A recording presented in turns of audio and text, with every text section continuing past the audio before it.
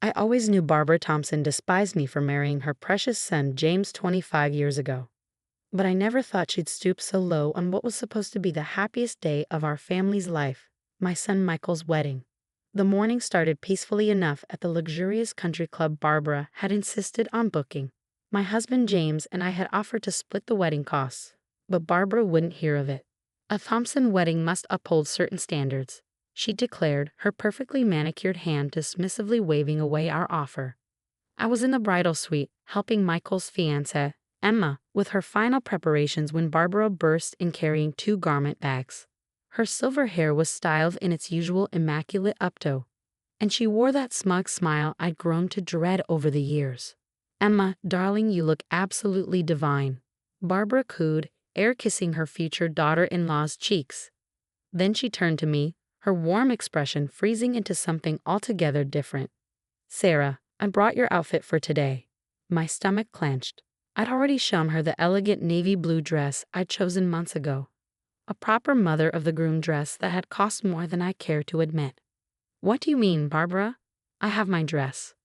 "Oh, that won't do at all," she said, unzipping one of the garment bags. "This is much more appropriate for your position."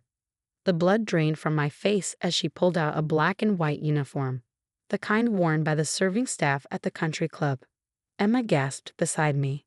"Barbara," I kept my voice steady, though my hands were shaking. "What exactly are you implying?" She smiled that poison-sweet smile she perfected over 2 decades of passive-aggressive warfare. "Well, dear, let's be honest. You've never quite fit in with the Thompson family, have you? All these years serving drinks at that little pub of yours while the rest of us attended charity galas and society functions. I thought you might be more comfortable in something familiar. 25 years of snide remarks about my working-class background, my career choices, and my supposed lack of breeding crashed over me like a tidal wave. But this time, something was different. This time, I had ammunition of my own." "Mrs. Thompson," Emma stepped forward, her white dress rustling. "That's completely inappropriate. Sarah is Michael's mother." "Oh, is she?" Barbara's eyes glittered with malice. "Well, that's debatable, isn't it? A real Thompson mother would have given her son the proper upbringing he deserved, not let him run wild in that pub like some common." "Stop." My voice cut through her tirade like a knife. I reached for my purse, fingers closing around the envelope I'd been carrying for weeks, waiting for the right moment. "You want to talk about who really belongs in this family, Barbara? Let's talk." She faltered slightly, probably thrown by my calm demeanor. Usually her attacks left me fighting back tears or stammering in embarrassment. But not today. "What are you talking about?" Her perfectly plucked eyebrows drew together in confusion. "It's interesting you should question my place in this family," I said, pulling out the envelope, "because I recently made some fascinating discoveries about the Thompson bloodline." Barbara's face paled slightly. "Whatever nonsense you're about to spew." "Mom." Michael appeared in the doorway, handsome in his tuxedo. He froze, taking in the scene, his grandmother holding a maid's uniform, his fiancé in distress, and me standing there with an envelope that could change everything. "Michael's sweetheart," Barbara recovered quickly. "I was just helping your mother choose something more suitable by giving her a servant's uniform." Michael's voice was ice cold. "Grandmother, what the hell are you doing?" "Language, dear," Barbara scolded automatically. "I'm simply trying to maintain certain standards." "Like the standards your mother maintained?" I interrupted softly. Barbara's head snapped toward me so fast I heard her neck crack. "What did you say?" "Your mother, Eleanor Thompson, the woman you've held up as the pinnacle of societal breeding for the past 25 years. The woman whose legacy you've used to torment me about my common background." I opened the envelope slowly. "Would you like to know what I found when I started researching the Thompson family history?" "Sarah," Barbara's voice held a warning note. "Whatever you think you know." "Mom?" Michael moved closer, his expression concerned. "What's going on?" I looked at my son, my beautiful, kind-hearted boy who'd somehow grown up unspoiled despite his grandmother's best efforts to turn him into a society snob. Then I looked at Barbara, who had spent 25 years making me feel like an imposter in my own family. "Your precious mother Eleanor wasn't born a society woman at all," I said quietly. "She was born Eleanor Davies, daughter of a laundress in the East End. She changed her name and invented a new background before marrying your father." I have her original birth certificate right here. The color drained completely from Barbara's face. You're lying. I also have newspaper clippings about her mother, your grandmother, who ran a successful laundry service. She put herself through night school, built a business from nothing. Actually, she reminds me quite a bit of myself. I smiled.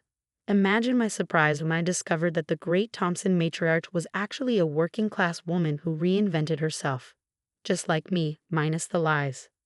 Barbara swayed slightly, her perfectly manicured hand gripping the back of a chair. Where? How did you? Digital archives are wonderful things, I said. All those old records just waiting to be discovered. Your mother may have been able to hide her past in the 1950s, but these days, the truth is just a few clicks away.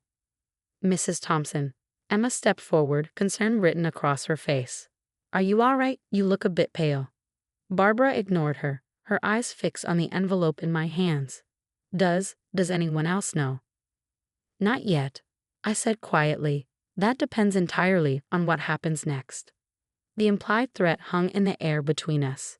25 years of social climbing, of lording her supposed superior breeding over everyone, of making me feel less than, all built on a foundation of lies. Mom, Michael's voice was gentle but firm. Put the uniform away. Now. Barbara moved mechanically, stuffing the black and white uniform back into its garment bag. Her hands were shaking. Sarah, she said, and for the first time in 25 years, I heard real fear in her voice. Perhaps we could discuss this, privately? I looked at the woman who had tried to humiliate me on my son's wedding day, who had spent decades making me feel like I didn't belong. And I felt something unexpected, pity. Yes, I said finally, we can discuss this privately, after the wedding. For now, I reached for the second garment bag she brought in. What's in here? Barbara flinched. It's the mother of the groom dress I had made. For you. I unzipped the bag to reveal a stunning deep blue gown, exactly my size. A peace offering. Or had she planned to present it as a reward if I agreed to play servant for the day? Thank you, I said, but I'll wear the dress I chose myself. Now, shall we focus on making this a beautiful day for Michael and Emma? The look of desperate relief on Barbara's face almost made me laugh. Almost. As she hurried from the room, probably to repair her makeup and compose herself, Michael turned to me. Mom, what just happened? I tucked the envelope back into my purse. Just a long overdue conversation about family history, sweetheart. Now, shouldn't you be getting ready? You're getting married in an hour. He hugged me tightly, whispering, You're the strongest person I know. I hugged him back, thinking about Eleanor Thompson Maid Davies, another strong woman who had fought her way up from nothing. The only difference was I'd done it honestly. Emma touched my arm. Sarah, that envelope will stay closed, I assured her. As long as certain people remember that family is about love, not social status. As I helped Emma with her veil, I smiled, thinking about the reception to come. Something told me Barbara Thompson would be on her best behavior, not just today, but for many years to come. Sometimes the best revenge isn't serving cold dishes, it's knowing exactly when to keep them in reserve. The wedding ceremony was beautiful, despite the tension simmering beneath the surface. Barbara sat rigidly in the front row, flinching every time I caught her eye. Her husband George kept glancing between us, clearly sensing that something had shifted in the carefully maintained power dynamic of our family. As Michael and Emma exchanged their vows, I noticed Barbara dabbing at her eyes with a monogrammed handkerchief. For a moment, I almost felt guilty of the envelope burning a hole in my purse. Then I remembered the maid's uniform, and my sympathy evaporated. The real test came during the reception. I was standing near the gift table, admiring the elegant place settings Barbara had insisted on, when I overheard her talking to her sister, Margaret. Of course the ceremony was lovely, Barbara was saying, her voice slightly higher than usual. Though Sarah's dress was a bit, well, you know how those boutique shops can be. Not quite up to our standards.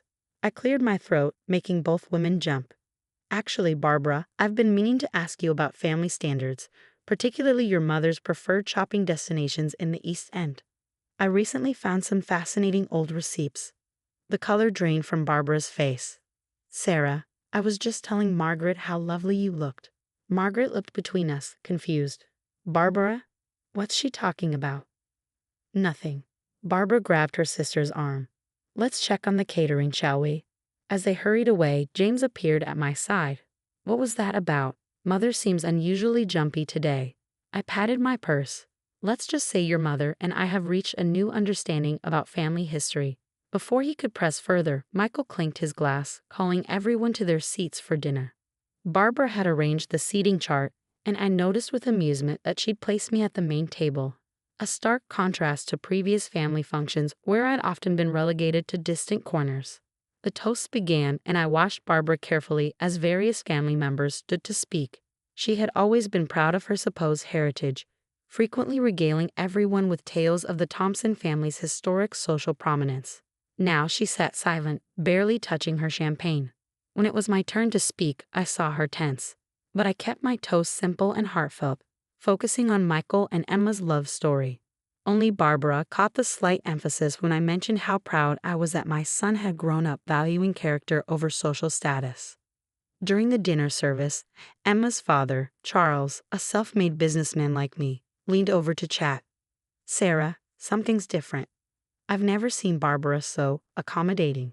Usually, she's making those little comments about new money and proper breeding." I smiled, sipping my wine. Sometimes people discover their own backgrounds aren't quite what they claimed. "Oh," Charles raised an eyebrow. "Do tell." I would have said, loud enough for Barbara to hear from 3 seats away. But some stories are best kept within the family. Right, Barbara? She nearly choked on her salmon. The evening progressed, and I noticed Barbara growing increasingly agitated as more relatives arrived for the reception. These were the people she had spent decades impressing with her fabricated family history, the social circle she had cultivated so carefully. During the father-daughter dance, she cornered me by the cake table. "What do you want?" she hissed, her perfect composure cracking. "Money? A position on the country club board?" I looked at the woman who had tormented me for 25 years and felt strangely calm. "I want you to understand something, Barbara. I've spent years watching you tear people down because they weren't born into what you considered the right social class. You've made countless snide remarks about my pub, my background, my parenting, all while sitting on a throne of lies about your own mother's origins. She worked hard to give me a better life," Barbara whispered, and for the first time, I heard real emotion in her voice. She wanted more from me than she had. "Just like I wanted more from Michael," I said quietly. "The difference is, I never pretended to be something I'm not. I built my business honestly, raised my son to be proud of who he is, not some invented version of himself." Barbara's hands trembled as she straightened her expensive pearl necklace, another family heirloom that probably had its own secret history. "What are you going to do?" she asked. I watched Michael twirling Emma on the dance floor, both of them radiant with happiness. "Nothing as long as things change from here on out. No more digs about my background. No more attempts to humiliate me at family functions. And most importantly, no more poisoning my son's mind about social class and proper families. And if I agree, then your mother's story stays between us. Though personally, I think Eleanor Davies' real story, building herself up from nothing and creating opportunities for her family, is far more impressive than the fiction you've been selling." Barbara was quiet for a long moment, watching the dancers. "She was impressive," she finally said softly. Somewhere along the way, I got so caught up in maintaining the image that I forgot what she really taught me. Which was that your worth isn't in your background. It's in what you make of yourself." She turned to me, and for the first time in 25 years, I saw something like respect in her eyes. "Rather like you, with that pub of yours." I smiled. High praise, coming from the granddaughter of a laundress. She flinched but managed a small smile in return. "I suppose I deserve that." "Sarah, about the uniform today." "Water under the bridge," I said, "as long as we're clear about the future." Barbara nodded, then hesitated. "The pub, perhaps we could stop by sometime. George has always said he misses a proper pub atmosphere." I bit back a laugh at this olive branch. "You're welcome anytime. Though you might want to leave the designer handbags at home. Things can get a bit rowdy on quiz nights." For the first time that day, Barbara's laugh seemed genuine. As she walked away to join George, I felt Michael's arm slip around my shoulders. "Everything okay, Mom? You and Grandmother seem to be having an intense conversation." I watched Barbara heading to the dance floor, her perfect posture slightly more relaxed than usual. "Everything's fine, sweetheart. I think your grandmother and I have finally found some common ground. Common ground? You and grandmother? He shook his head in amazement. I never thought I'd see the day.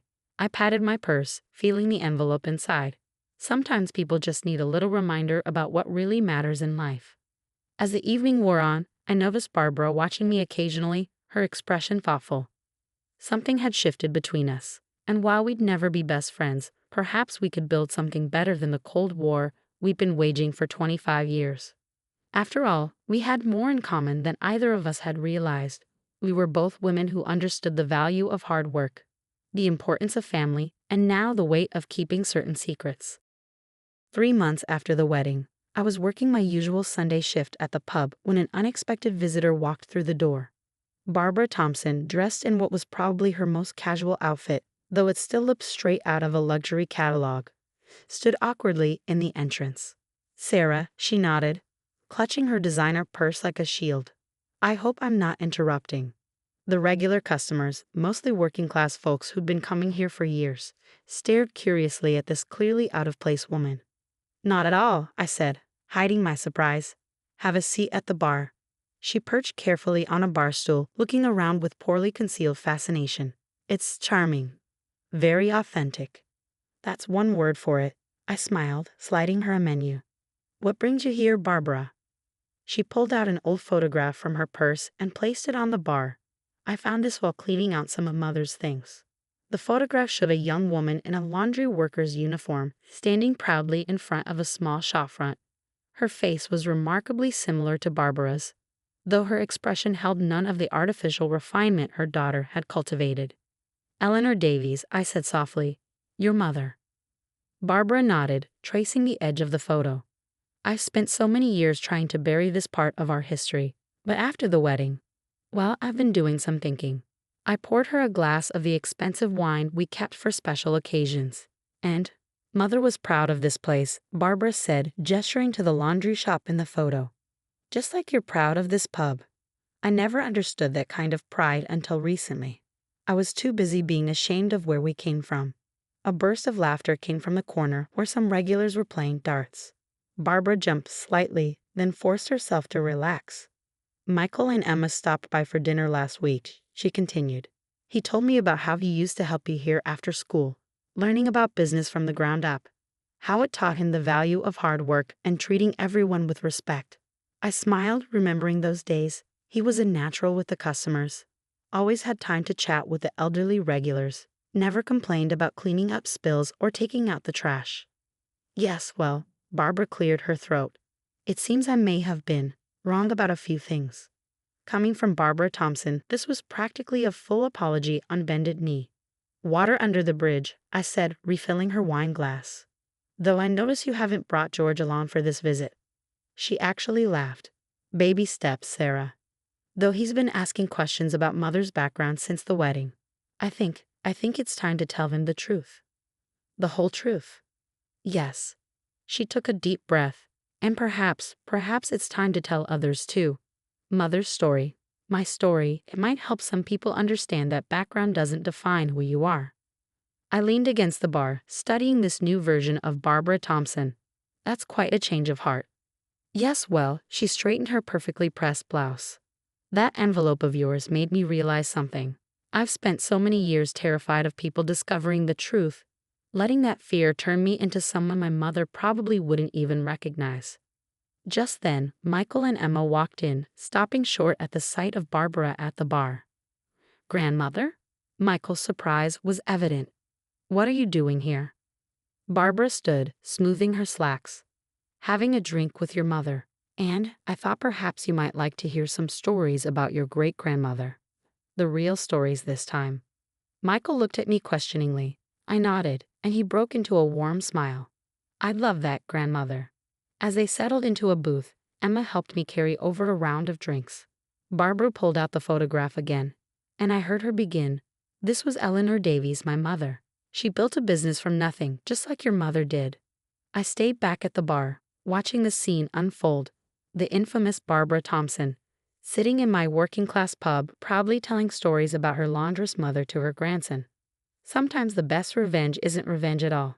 Sometimes it's watching someone finally face their own truth and choose to be better.